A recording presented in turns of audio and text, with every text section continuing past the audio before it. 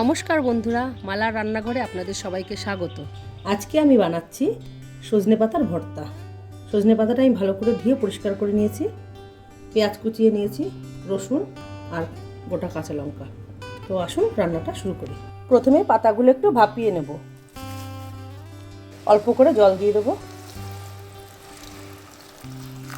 সামান্য একটু লবণ দিয়ে এবার ঢাকা দিয়ে দেবো।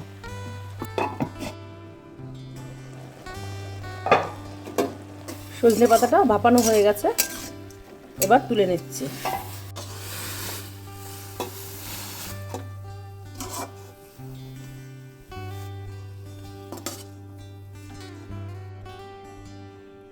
এবার দিয়ে দিচ্ছি সামান্য সরষের তেল, এবার দিয়ে দিচ্ছি রসুন, কালো জিরে, কাঁচা লঙ্কা। রসুন, কালো জিরে, কাঁচা লঙ্কা ভাজা হয়ে গেছে। এবার সজনে পাতাগুলো আমি মিক্সিতে দিয়ে দেবো।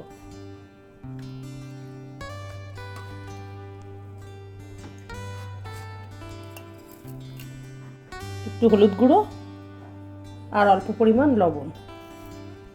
এবার এটাকে একসাথে সব পেস্ট করে নেব। এখনই তো দারুণ গন্ধ বেরিয়েছে। সজনে পাতার পেস্টটা আমার করা হয়ে গেছে।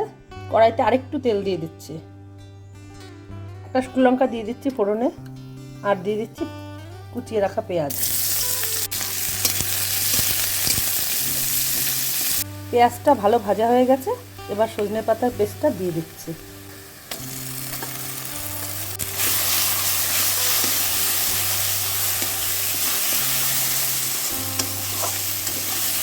এবার ভালো করে জলটা শুকিয়ে নিতে হবে। সজনে পাতা ভর্তা তৈরি হয়ে গেছে।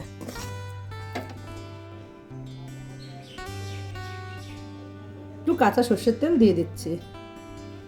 আপনারা এইভাবে বাড়িতে বানিয়ে খাবেন, গরম ভাতের সঙ্গে খুব সুস্বাদু লাগবে। আজ তবে আসি, দেখা হচ্ছে পরের ভিডিওতে। আপনারা সুস্থ থাকবেন, আনন্দে থাকবেন।